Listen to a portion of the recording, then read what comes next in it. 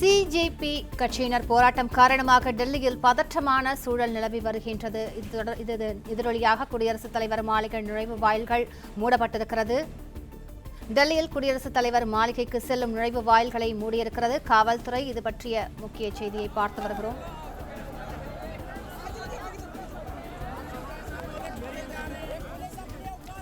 விரிவான விவரங்களை செய்தியாளர் நிரஞ்சனிடம் கேட்கலாம். நிரஞ்சன், இந்த பதற்றம் காரணமாக ஒட்டுமொத்த டெல்லியே அசாதாரண சூழ்நிலையில் சிக்கியிருக்கிறது.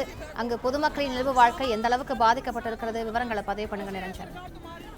நீங்கள் குறிப்பிட்ட வார்த்தையில் ஒரு சின்ன மாற்று கருத்து கூட கிடையாது. ஒட்டுமொத்த டெல்லியும் முழுமையாக ஸ்தம்பித்து போயிருக்கிறது என்று சொன்னால் அதில் மாற்று கருத்து கிடையாது. எந்த அளவிற்கு என்றால் டெல்லியினுடைய ஏன் இந்தியாவுடைய அடையாளமாக இருக்கக்கூடிய குடியரசுத் தலைவர் மாளிகை என்பது தற்பொழுது அந்த பகுதிக்கு செல்லக்கூடிய வாயில்கள் அனைத்தும் மூடப்பட்டிருக்கிறது என்பதான விஷயமாகத்தான் சொல்லப்படுகின்றது. ஏனென்றால் குடியரசுத் தலைவர் மாளிகை என்பது நாடாளுமன்ற வளாகத்தை ஒட்டி இருக்கக்கூடிய பகுதிதான். பிரதமர் அலுவலகம் உள்ளிட்ட பல்வேறு பகுதிகளை ஒட்டிதான் அந்த பகுதிகளுக்கு செல்ல வேண்டும்.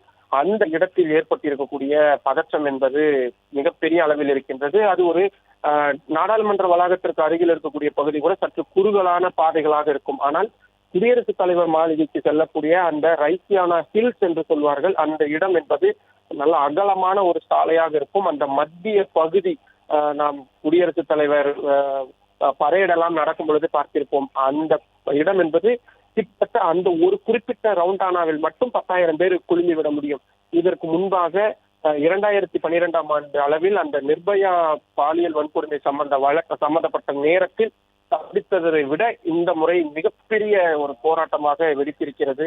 நாடாளுமன்றத்திற்கு உள்ளேயும் நாடாளுமன்றத்திற்கு வெளியேயும் ஏன் குடியரசுத் தலைவர் மாளிகை வரை இந்த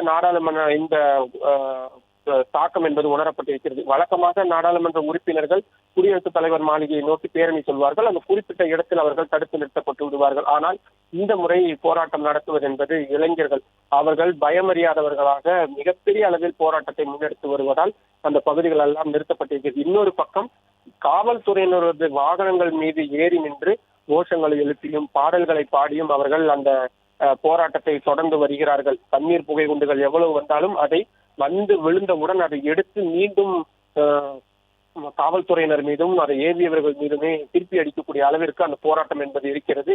ஆனால் என்னவென்றால் திடீர் என்று அந்த குண்டுகள் வந்து விழுவதனால் இருக்கக்கூடிய போராட்டக்காரர்கள் பதற்றம் அடைந்து வருகின்றார்கள்.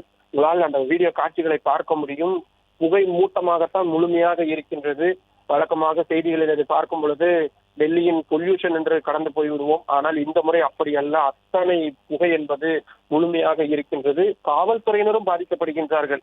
வெறும் போராட்டக்காரர்கள் மட்டுமல்ல, பாதுகாப்புக்காக இருக்கக்கூடியவர்களும் இதில் பெரிய அளவில் பாதிக்கப்படுகின்றார்கள். ஆனாலும் இன்ஸ்ட்ரக்ஷன்கள் எந்த விதமான அசம்பாவித சம்பவத்தையும் அனுமதிக்க கூடாது என்பதன் வருவதன் காரணமாக தற்பொழுது இந்த ஒரு போராட்டம் என்பது நடக்கின்றது. அகிலேஷ் யாதவ், அவருடைய மனைவி சிம்பிள் யாதவ் என்று அடுத்தடுத்த கைது நடவடிக்கைகள் என்பதும் நடந்து வருவதை பார்க்க முடிகின்றது. மிகப்பெரிய ஒரு போராட்ட களமாகத்தான் தற்பொழுது இது மாறியிருக்கின்றது. பிளே ஸ்டோர் மற்றும் ஆப் ஸ்டோரில் இருந்து பாலிமர் செயலியை QR கோடு மூலம் பதிவிறக்கம் செய்யுங்கள். செய்திகளை உடனுக்குடன் பெறுங்கள்.